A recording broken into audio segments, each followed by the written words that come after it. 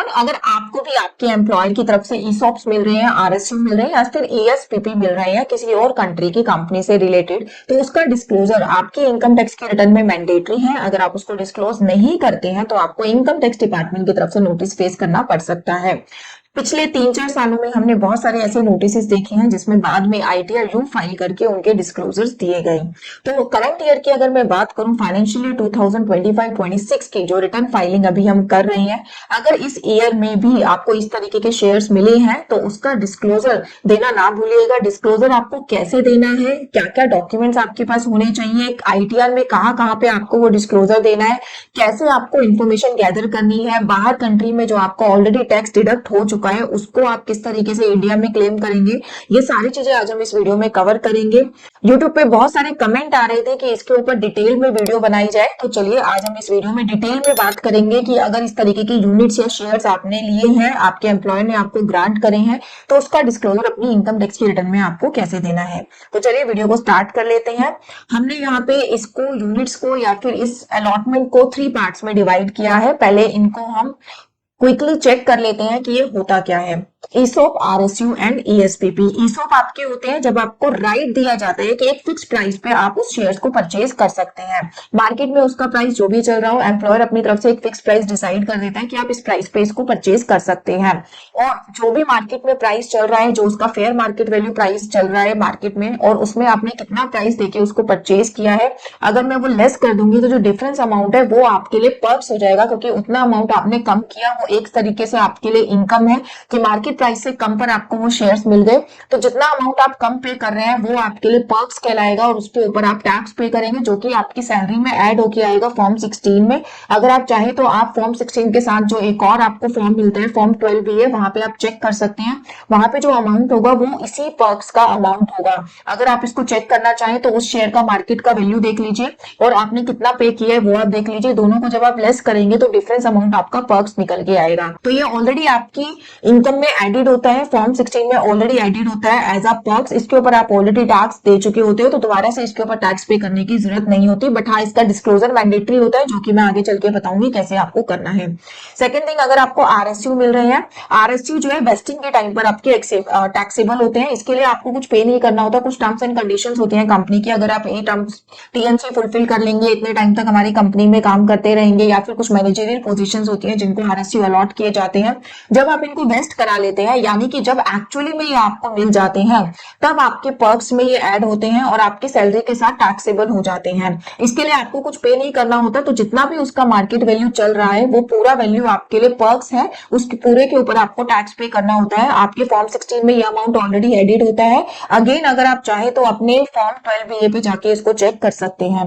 Next है आपका ईएसपीपी, purchase at discount price. ये भी जस्ट लाइक ईसॉप की तरह ही होता है, बस इसमें क्या होता है कि आपको डिस्काउंटेड प्राइस पर अपने जो शेयर है वो कंपनी देती है। इसमें भी जो डिस्काउंट आप अवेल कर रहे हैं वो डिस्काउंट आपके लिए पर्क्स होता है। इसमें आप इंस्टॉलमेंट पे कर सकते हैं कि हर महीने आप सैलरी में से कुछ कुछ डिडक्ट करा रहे हैं इन शेयर्स को परचेज करने के लिए, और लास्टली आपको इन शेयर्स जो है अलॉट कर दिए जाते हैं। तो यहाँ पर आपको इंस्टॉलमेंट भी पे करने का जो है ऑप्शन दिया जाता है। जो भी डिस्काउंट आप अवेल कर रहे हैं वो आपके लिए पर्क्स कहलाएगा। तो जब आपको ये चीजें मिलती है लाइक ईसॉप्स, आरएसयू, ईएसपी, जब आप इनको वेस्ट कराते हैं या फिर जब आप इनको रियलाइज कराते हैं, तो ये सभी अमाउंट एज अ पर्क आपके फॉर्म 16 में ऐड कर दिया जाता है और इसके ऊपर आप टैक्स ऑलरेडी पे कर रहे होते हैं। तो डिपार्टमेंट किस डिस्क्लोजर के बारे में बात कर रहा है, देखिए होता क्या है कि जब आप किसी दूसरी कंट्री के शेयर्स या फिर दूसरी कंट्री में आप बैंक अकाउंट रख रहे हैं या फिर कोई और फिक्स एसेट्स है आपका दूसरी कंट्री में, उन सबका डिस्क्लोजर बीइंग अ रेजिडेंट आपको अपनी इनकम टैक्स के रिटर्न में देना होता है। और ये डिस्क्लोजर आपको देना होता है। There are 3 schedules, schedule FSI, schedule TR and schedule FA. Schedule FA में आपको देना होता है कि आपके पास किस तरीके के असेट हैं बाहर कंट्री में, लाइक आप इस तरीके के यूनिट्स होल्ड कर रहे हैं, शेयर होल्ड कर रहे हैं, तो आपकी उसकी डिटेल देनी पड़ेगी। अगर आपके पास बैंक अकाउंट है बाहर कंट्री में तो उसकी डिटेल देनी पड़ेगी। अगर आपके पास ब्रोकर अकाउंट है तो आपको उसकी डिटेल देनी पड़ेगी। शेड्यूल एफएसआई में होता है कि आपको किस तरीके की इनकम जनरेट हो रही है। अगर आपका सेविंग बैंक है तो आपको इंटरेस्ट इनकम आ रही होगी, तो वो आपको डिस्क्लोज करनी है, उसके ऊपर आपको टैक्स पे करना है। अगर आपने इस तरीके के शेयर्स या फिर यूनिट्स आपने रियलाइज करे हैं तो उसके ऊपर आपको डिविडेंड इनकम आ रही होगी, उसके ऊपर आपको टैक्स पे करना होता है, तो वो हम शेड्यूल एफएसआई में डिस्क्लोज करते हैं।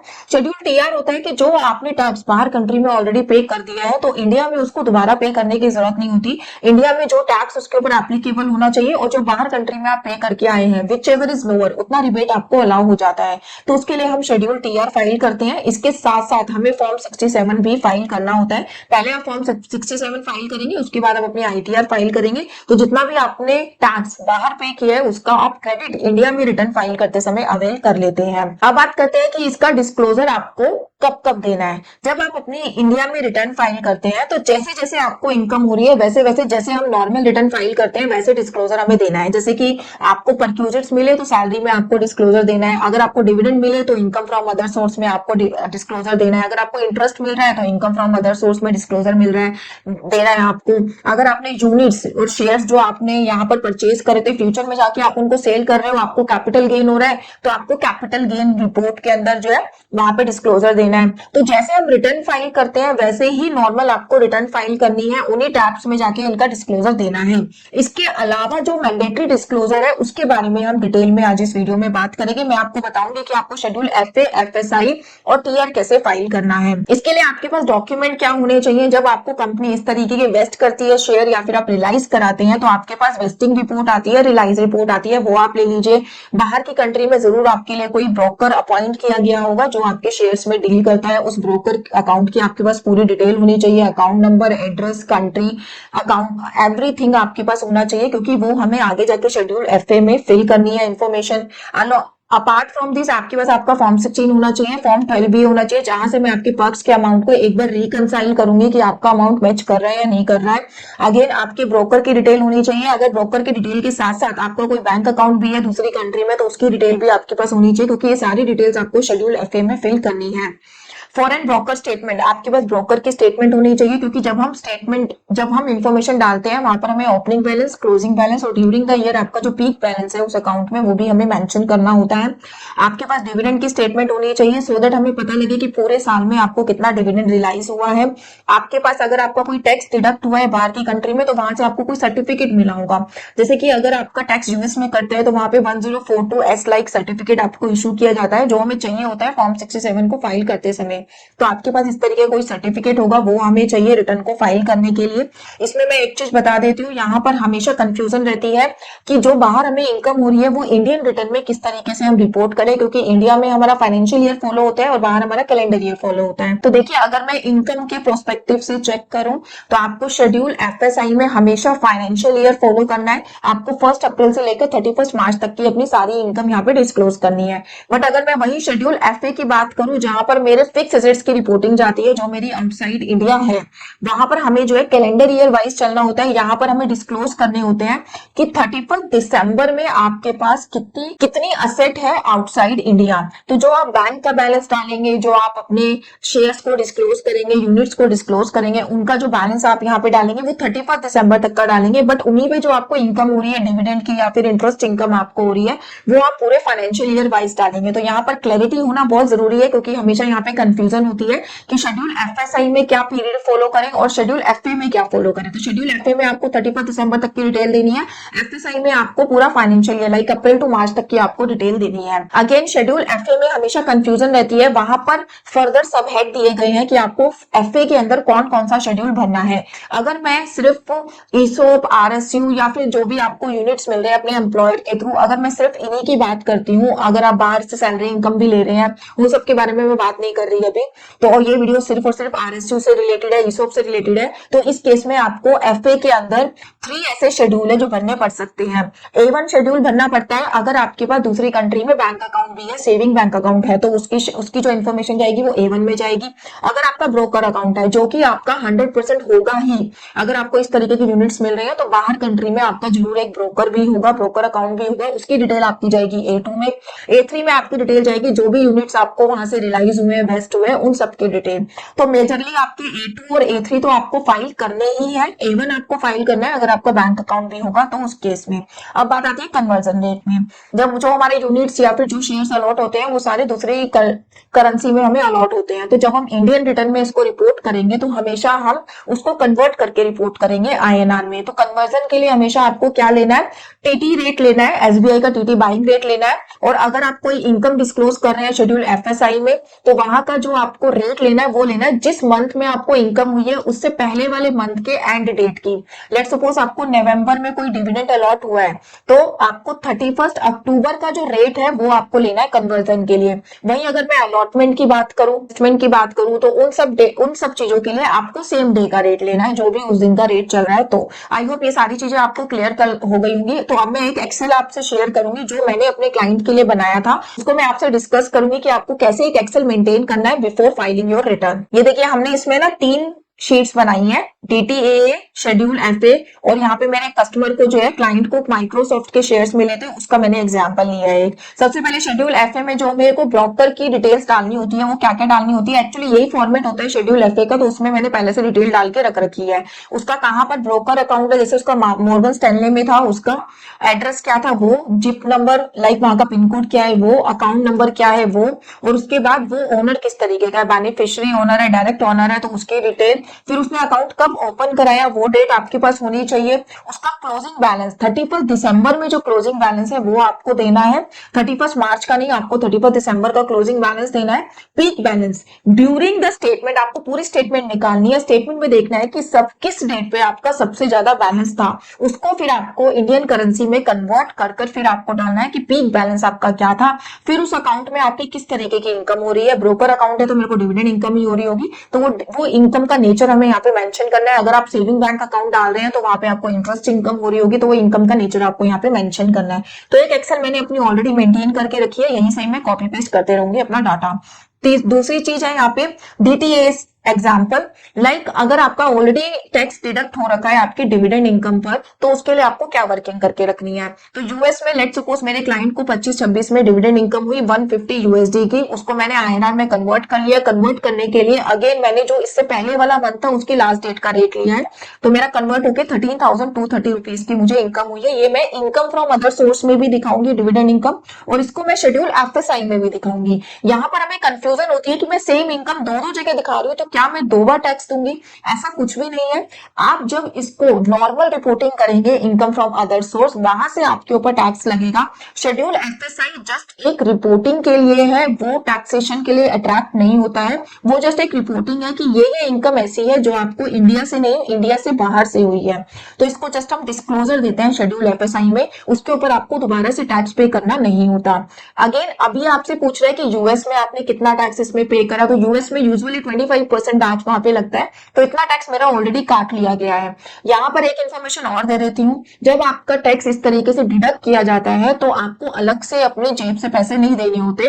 वहां पर होता क्या है, आपके कुछ यूनिट सेल कर दिए जाते हैं, उस यूनिट से जो फंड आता है उसको एज अ TDS मानकर आगे डिपॉजिट करा दिया जाता है। तो आपके लेट्स सपोज आपके पास 100 शेयर्स थे, उनको उसके ऊपर 25% TDS डिडक्ट करने के लिए जो है 25 शेयर्स आपके बेचने पड़े, तो वो मार्केट में जो भी रेट है उसमें बेचकर उसका जो भी अमाउंट आएगा उसको टैक्स के लिए यूज कर लेते हैं, वो अलग से एम्प्लॉय से उस टैक्स के पैसे नहीं लेते हैं। तो ये चीज आप क्लियर कर लीजिए, क्योंकि जब भी आप अपनी स्टेटमेंट पढ़ेंगे ना वहां पर आपको यूनिट सोल्ड भी दिखाएगा, तो वहां पे कंफ्यूजन होती है कि मैंने तो यूनिट सोल्ड ही नहीं करे, अपने आप को यूनिट क्यों सोल्ड करेगा, मतलब मेरा ब्रोकर मेरे इंफॉर्मेशन के बिना वो क्यों सोल्ड कर रहे हैं, तो वो सोल्ड कर रहा है just to recover this tax, क्योंकि ये टैक्स उसने आपके बिहाफ से वहां की गवर्नमेंट को दिया है, तो ये इसने डिडक्ट करवा लिया दूसरी कंट्री में। अब वो पूछेगा कि इंडिया में आपको कितना टैक्स पे करना है, तो इंडिया में जो भी परसेंटेज इसके ऊपर लगनी चाहिए उतनी हमने अलग से कैलकुलेट कर ली, या फिर आप ऐसा कर सकते हैं कि टोटल इनकम आप लीजिए, क्योंकि इंडिया में स्लैब रेट चलती है, तो टोटल इनकम आप ले लीजिए, टोटल टैक्स जो इसका बन रहा है वो ले लीजिए, उसको डिवाइड करके एक परसेंटेज निकाल दीजिए,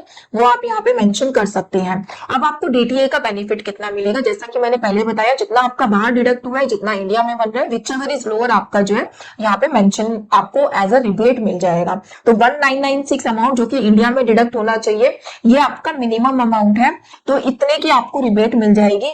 3308 का पूरा बेनिफिट आप नहीं ले पाओगे क्योंकि ये अमाउंट ज्यादा है इंडिया के अकॉर्डिंग। तो जब आप फॉर्म 67 भरोगे उसके अकॉर्डिंग 1996 का आपको रिबेट मिल जाएगा। तो ये हो गया मेरा शेड्यूल एफएसआई किस तरीके से मैं फिल करूंगी। और शेड्यूल टीआर जहां पे टैक्स की रिपोर्टिंग आपको देनी होती है उसमें भी इसी तरीके की इन्फॉर्मेशन जाएगी। अब आते हैं हमारे मेन पेज पे जो आपको इन्फॉर्मेशन चाहिए होगी शेड्यूल एफए के लिए। शेड्यूल एफए में आपको बहुत डिटेल में इन्फॉर्मेशन डालनी होती है। तो एक एक्सेल पहले आप बना के रखिए, वहां पर आपको किस कंपनी के मिल रहे हैं, उस कंपनी का एड्रेस क्या है, उस कंपनी का पिन कोड क्या है, उसके लिस्टेड शेयर है अनलिस्टेड शेयर है, वो सब आप एक तरफ मेंशन कर लीजिए बिकॉज ये सारी चीजें आपको उसमें फिल करनी होगी। फिर उसके बाद आपको कब कब शेयर्स अलॉट हुए, आप जिस फाइनेंशियल ईयर की रिटर्न भर रहे हैं आपको सिर्फ वही फाइनेंशियल ईयर नहीं देखना, उससे पहले भी जब जब आपको अलॉट हुए उसकी अलॉटमेंट डेट, कितना अमाउंट आपको अलॉट हुआ, कितने शेयर्स आपको अलॉट हुए, कितने प्राइस पर आपने उसको परचेज किया, और उसमें ये भी मेंशन करना होता है कि जिस ईयर की आप रिटर्न भर रहे हो जो शेयर्स आपके पास ऑलरेडी हैं उन शेयर्स का उस कंपनी में पीक बैलेंस कब था।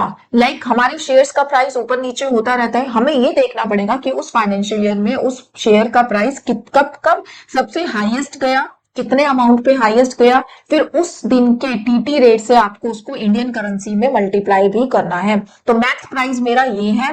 क्लोजिंग प्राइस मतलब 31 दिसंबर का आपको ये प्राइस देना है यहाँ पर। फिर इनिशियल वैल्यू आपने स्टार्टिंग में कितने का परचेज किया था वो आप वैल्यू देंगे। अब यहाँ पे एक कंफ्यूजन बनी रहती है कि जो मैंने पेमेंट करी वो वैल्यू लूं या एफएमवी लूं, तो आप यहाँ पे एफएमवी लो क्योंकि जो डिफरेंस अमाउंट है ना वो तो आप ऑलरेडी पर्क्स में अपने जाके पेमेंट कर चुके हो, तो आपको एफएमवी के अकॉर्डिंग लेना है। फिर पीक वैल्यू अगेन मैंने पीक प्राइस से अपना ये मल्टीप्लाई करके लिख दिया। क्लोजिंग वैल्यू 31 दिसंबर में जो मेरा रेट था उसको मैंने मल्टीप्लाई करके रख दिया। और डिविडेंड, हमें जो टोटल डिविडेंड मिला है पूरे उसका किस किस शेयर पर कितना कितना डिविडेंड मिला उतना आपको कैलकुलेट करके रखना है। अगर आपको एक ही बार अलॉट हुए थे पूरे साल में तो आप ऐसा भी कर सकते हैं कि जो टोटल डिविडेंड मिला उसको नंबर ऑफ शेयर से डिवाइड करके आप अपने डिविडेंड इनकम यहाँ पे निकाल सकते हैं। यहाँ पे जो भी इन्फॉर्मेशन आप डालिएगा आईएनआर में डालिएगा क्योंकि सारी इन्फॉर्मेशन आपकी इनकम टैक्स रिटर्न में आईएनआर में ही जानी चाहिए। यहाँ पर मैंने अगेन एक डिस्क्लोजर दे दिया है, अगर आप इन्वेस्टमेंट कर रहे हैं तो आप सेम डे का कन्वर्जन रेट लेंगे, अगर आपकी इनकम है तो आपका जो लास्ट मंथ है उसकी लास्ट डेट का आपको लेना है। तो ये था मेरा कि किस तरीके से आपको एक एक्सेल मेंटेन करनी है। एक्सेल अभी आपको बहुत इजी लग रहा है बट जब हम ये एक्सेल मेंटेन करने जाते हैं हमें सारे अपने फॉरेक्स की रिपोर्ट्स निकालनी पड़ती हैं। आपके जो भी ब्रोकर ने आपको रिपोर्ट शेयर करी है वो सारी आपको फैच करनी है, पिछले पिछले सालों की भी फैच करनी है, फिर ये एक्सेल आपकी जाके बनेगी। तो एक्सेल अगर आपने एक बार बना ली तो रिटर्न फाइल करना आपके लिए बहुत ही ज्यादा ईजी है। अब देखते हैं रिटर्न फाइलिंग आपको कैसे करनी है। रिटर्न फाइलिंग में आपको चूज करना है आईटीआर 2 फॉर्म। आईटीआर 2 फॉर्म में ही आप इसको डाल सकते हैं। अगर आपकी और भी कोई बिजनेस की इनकम है तो आप आईटीआर 3 फॉर्म यूज कर सकते हैं। आईटीआर 1 में इसकी रिपोर्टिंग नहीं जाएगी अगर आपके कुछ फॉरेन की इन्वेस्टमेंट है तो। अब मैं आपको बता देती हूँ रिटर्न फाइलिंग कैसे करनी है। मैं सिर्फ और सिर्फ ये तीन ही शेड्यूल डिटेल में आपसे डिस्कस करने वाली हूँ। स्टार्टिंग के सारे शेड्यूल जैसे आप फिल करते आ रहे थे वैसे ही आपको फिल करने हैं। ये देखिए मैंने अपना इनकम टैक्स का लॉग इन कर लिया, उसमें रिटर्न ये हमने ऑलरेडी फिल करके रखी हुई है, सारे शेड्यूल मेरे फिल है। अब यहाँ पे हम सिर्फ 3 शेड्यूल डिस्कस करेंगे, schedule TR, FSI and others में जाके आपका आता है शेड्यूल एफए। ये आपका शेड्यूल एफए, इन तीनों को हम यहाँ पे डिस्कस करेंगे। इन तीनों को आपको सिलेक्ट जरूर करना है अपने रिटर्न फाइलिंग के टाइम पर। तो सबसे पहले शेड्यूल एफए ही डिस्कस कर लेते हैं। शेड्यूल एफए में आपका सबसे पहला A1 है जहां पर आपको सेविंग बैंक की डिटेल देनी है, जैसा कि मैंने आपको पहले भी बताया। A2 है आपको अपने ब्रोकर की डिटेल देनी है, details of foreign custodial account held. A3 है जहां पर जितने भी आपने शेयर्स हेल्ड कर रखी है, इक्विटी एंड डेब्ट जो भी आपकी इन्वेस्टमेंट है उसकी डिटेल आपको देनी है। तो अभी हम इन तीनों की बात करेंगे। A1 और A2 में सेम टाइप की डिटेल जाती है। A2 में आपसे डिस्कस कर लेती हूँ क्योंकि ज्यादातर टैक्स पेयर्स का यही रहेगा जो ब्रोकर की डिटेल है उससे रिलेटेड। यहाँ पर आपको कंट्री सेलेक्ट करनी है, आपका जो फाइनेंशियल इंस्टीट्यूशन है यानी कि आपने आपका ब्रोकर अकाउंट कहाँ पर है, जैसे मेरे केस में मॉर्गन स्टैनली था वो हम डालेंगे, एड्रेस डालेंगे, उसका पिन कोड डालेंगे, अकाउंट नंबर आपको अपना डालना है, स्टेटस आप ओनर है बेनिफिशियरी, ओनर है बेनिफिशियरी तो बेनिफिशियरी ओनर आप यहाँ पे डालेंगे, अकाउंट ओपनिंग डेट किस दिन पे आपका अकाउंट ओपन हुआ था वो आप डालेंगे, peak balance during the period जैसे कि हमने अपनी एक्सेल शीट में बनाया था कि उस पीरियड में आपका पीक बैलेंस कितना था, ये हमने इसमें डाला था ना कि पूरे साल में आपका पीक बैलेंस कितना था, वो हम यहाँ पे मेंशन करेंगे। फिर उसके बाद आपको क्लोजिंग स्टॉक अपना डालना है, कि क्लोजिंग बैलेंस कितना था 31 दिसंबर में, वो आप यहाँ पे डालेंगे। फिर उसके बाद आपको वहां से इनकम किस तरीके की हो रही है, डिविडेंड इनकम हो रही है, इंटरेस्ट इनकम हो रही है, सेल प्रोसीड्स आ रहे हैं, वो आपको सिलेक्ट करना है और कितना आपको इनकम हुई। जैसे मेरे केस में $150 13,000 समथिंग की मेरे को डिविडेंड इनकम हुई थी, तो वो मैं अमाउंट यहाँ पे मेंशन करके इसको सेव कर दूंगी। तो ये इन्फॉर्मेशन डालना आपके लिए बहुत ईजी है, बट इन्फॉर्मेशन को कलेक्ट करना अपने आप में एक आपके लिए चैलेंज हो सकता है, क्योंकि समटाइम्स टैक्स पेयर को ये भी नहीं पता होता कि उसका अकाउंट ओपन कब हुआ था। तो आपको अपनी बैक डेट की स्टेटमेंट्स निकाल के देखनी होगी अगर आप फर्स्ट टाइम डिस्क्लोजर दे रहे हैं। अगर आप पहले भी दे चुके हैं तो आपके लिए इजी है, आप लास्ट ईयर की रिटर्न से वो डाटा फैच कर सकते हैं। अब है हमारा इंपॉर्टेंट पॉइंट A3, जहां पर मुझे ये इन्फॉर्मेशन डालनी है कि मेरे पास कितने कितने इक्विटी है, कितने कितने डेट है। अगेन आपको कंट्री नेम और कोड डालना है, आपको एड्रेस डालना है। आपका जैसे मेरे केस में माइक्रोसॉफ्ट की शेयर्स है तो उस कंपनी का वहां का एड्रेस डालना है, नेम, एड्रेस, पिन कोड। आपका नेचर ऑफ एंटिटी क्या है वो आप डालेंगे। फिर उसके बाद date of acquisition of interest, आपने कब उनको एक्वायर किया था, कब आपने वेस्ट कराए वो शेयर्स, उसकी डिटेल आएगी। जैसे मैंने बोला पिछले सालों में भी अगर आपको वेस्ट हुए तो वो सारे डेट्स आपको डेट वाइज डालनी है वो सारी इंफॉर्मेशन। तो यहाँ पे डेट सिलेक्ट करते रहिए, ऐड करते रहिए एक एक एंट्री, और अलग अलग एंट्री करके आपको डालना है। यहाँ पे हम डेट डालेंगे, हमने कितना वैल्यू इन्वेस्ट किया था। तो हमने जो एक्सेल शीट बनाई है ये हमें हेल्प करेगी कि मेरा जो परचेज प्राइस था वो ये था, और इसको मल्टीप्लाई करने के बाद इनिशियल वैल्यू मेरा ये था, तो ये अमाउंट मेरा वहां पे आ जाएगा। एक मैं 3 बार ऐड करूंगी वहां पर, क्योंकि मेरे 3 डेट्स में जो है एक्वायर है, मैंने 3 डेट्स में परचेज करे हैं, तो मैं 3 बार वहां पे ऐड करूंगी। ठीक है, डेट ऑफ एक्विजिशन आ गया, कितना आपने इन्वेस्ट किया वो आ गया। पीक वैल्यू ऑफ इन्वेस्टमेंट, जो मैंने आपको बात बोली कि अगर आपके पास 100 शेयर्स हैं तो उन शेयर्स का उस कंपनी में सबसे ज्यादा प्राइस कौन सी डेट पे था वो भी आपको मेंशन करना है। फिर क्लोजिंग बैलेंस 31 दिसंबर में कितना बैलेंस है आपके पास वो भी आपको मेंशन करना है। फिर उसके बाद उस पे आपको कितना अमाउंट एज अ इनकम मिली, जो आपको डिविडेंड मिला वो भी आपको यहाँ पे मेंशन करना है। और अगर आपने उनको सेल किया है तो सेल प्रोसीड से आपको कितना रियलाइज हो रहा है वो भी आपको यहाँ पे मेंशन करना है अलग से। और अगर आपने सेल किया है तो आपको कैपिटल गेन में भी मेंशन करना होगा कि कितना आपको सेल पे प्रॉफिट हुआ है या लॉस हुआ है, उसके अकॉर्डिंग आपके ऊपर टैक्स पे करना होगा आपको। तो इसको सेव करेंगे। अगेन सेकेंड टाइम आपको डिटेल भरनी है, क्योंकि 3 टाइम्स मैंने इसको परचेज किया है, तो इस तरीके से आपको A3 अपना फिल कर देना है। A1 में सेम इंफॉर्मेशन है जो A2 में ही थी, बस आपका बैंक चेंज हो जाएगा। तो इस तरीके से आपको शेड्यूल FA फाइल करना है। शेड्यूल FSI के लिए आपको क्या करना है, ये मेरा शेड्यूल FSI, यहाँ पे आपको कंट्री कोड डालना है। फिर उसके बाद दूसरी कंट्री में आपका टैक्स आइडेंटिफिकेशन नंबर क्या है, अगर आपके पास ना हो तो आप अपना पासपोर्ट नंबर भी डाल सकते हैं, वो डालना है। फिर उसके बाद आपको इनकम कहाँ से हो रही है, head of income, income from outside India. Sometimes क्या होता है इंडिया में रहकर भी हमें बाहर की कंट्री से सैलरी की इनकम हो रही होती है, तो वहां पे हमें सैलरी इनकम भी डालनी पड़ सकती है। कितना आप टैक्स पे कर रहे हो उस पे वो आप पे करोगे, वो आप यहाँ पे मेंशन करोगे। इंडिया के अकॉर्डिंग कितना टैक्स लगना चाहिए वो आप मेंशन करोगे। फिर DTA रिलीफ आपका निकल के आता है, जो मैंने आपको बताया था, विच एवर इज लोअर। अगर आपको हाउस प्रॉपर्टी, अगर आपने बाहर कोई प्रॉपर्टी है उसको रेंट पे दे रखा है तो उसकी इनकम को आप यहाँ डालोगे। कैपिटल गेन, अगर सेल करने से आपको कोई इनकम हो रही है तो वो आप यहाँ डालोगे। हमारी क्या डिविडेंड इनकम है तो हमें अदर सोर्सेज में डालना है, तो यहाँ पे मैं डिविडेंड का अमाउंट जो 13,000 समथिंग मेरा था वो मैं डिविडेंड का अमाउंट डालूंगी। इंडिया से बाहर जो मैंने टैक्स पे किया 3300 समथिंग वो मैं यहाँ डालूंगी। फिर इंडिया में कितना बनता था 1900 समथिंग, तो मैंने यहाँ पे 1900 डाल दिया। फिर विच एवर इज लोअर मेरे को रिलीफ मिल जाएगा, उतना टैक्स मुझे अगेन पे नहीं करना पड़ेगा। यानी कि इंडिया में जो टैक्स बन रहा है वो मेरा टोटली माफ हो गया, क्योंकि मैंने बाहर टैक्स पे किया है। अगर यही ऐसा होता कि बाहर आपने कम पे करा है, इंडिया में आपका ज्यादा बन रहा है, तो जो आपका बैलेंस अमाउंट होता उतना आपको और पे करना होता, वो आपका इंडियन टैक्स की लाइबिलिटी में ऐड होके आ जाता। बट मेरे केस में क्या है, मैंने बाहर ज्यादा पे किया है, इंडिया में मेरा कम बन रहा है। उसके बाद यहाँ पे जो है आपको DTA का आर्टिकल भी लिखना है कि उस आर्टिकल के अकॉर्डिंग किस आर्टिकल में आपकी एग्जेम्पशन फॉल करती है। तो उसके लिए आप जो है इंडिया या US के बीच का, जो भी कंट्री में आप डील कर रहे हो उन दोनों के बीच का आप DTA एग्रीमेंट चेक करिएगा, DTA एग्रीमेंट अवेलेबल है या नहीं है। यूजुअली कंट्रीज से इंडिया का DTA एग्रीमेंट है, वहां से आपको चेक करना है कि कौन से आर्टिकल के अंदर आपको ये रिबेट मिलनी चाहिए, वो आर्टिकल नंबर आपको यहाँ पे अपना मेंशन करना है।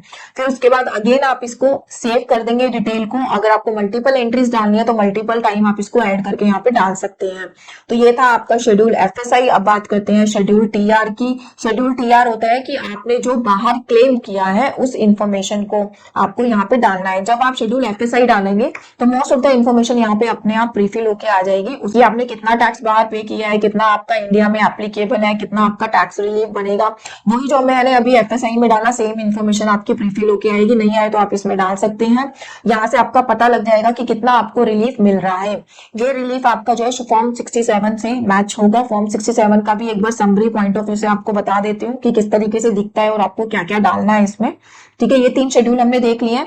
जब आपकी सारे शेड्यूल हो जाए और ये 3 शेड्यूल हो जाए, आप इसको कंटिन्यू करके आपको वेरिफिकेशन प्रीव्यू देखने का ऑप्शन आएगा, आप प्रीव्यू देख लीजिएगा। अगर आपको सब कुछ ठीक लगे आप अपनी रिटर्न को अपलोड कर सकते हैं। डिस्क्लोजर के लिए यही 3 टैब है फॉरेन इनकम के डिस्क्लोजर के लिए, इनको भरना आपको जरूर है और इसके बेस पर आपके ऊपर टैक्स नहीं लगेगा। आप इन्हीं इनकम को जब नॉर्मल रिटर्न में फाइल करेंगे, लाइक डिविडेंड के लिए आप इनकम फ्रॉम अदर सोर्स लेंगे, इंटरेस्ट के लिए income from other source, perquisites के लिए सैलरी लेंगे आप अपना, और आपकी अगर कोई कैपिटल गेन हुआ है तो उसको कैपिटल गेन के अंदर डालेंगे।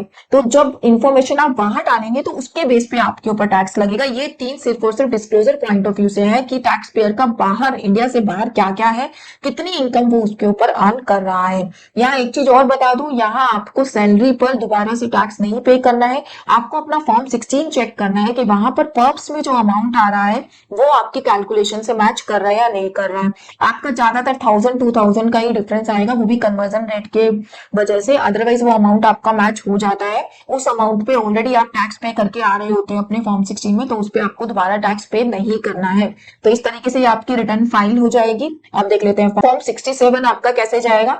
आपको ई फाइल में जाना है, इनकम टैक्स फॉर्म में जाना है। Income tax form file income tax form में जब आप जाएंगे, ये हमारा फॉर्म 67 डबल टैक्सेशन रिलीफ, अगर आप अभी फाइनेंशियल ईयर 2025-26 की रिटर्न भर रहे हैं तो आपको फॉर्म 67 ही फाइल करना है। करंट फाइनेंशियल ईयर के लिए वो फॉर्म नंबर चेंज हो गया, ऑल्दो फॉर्म आपका सेम रहेगा ड्यू टू न्यू एक्ट। तो यहाँ पे अब आपको अपना असेसमेंट ईयर सिलेक्ट करना है 26-27।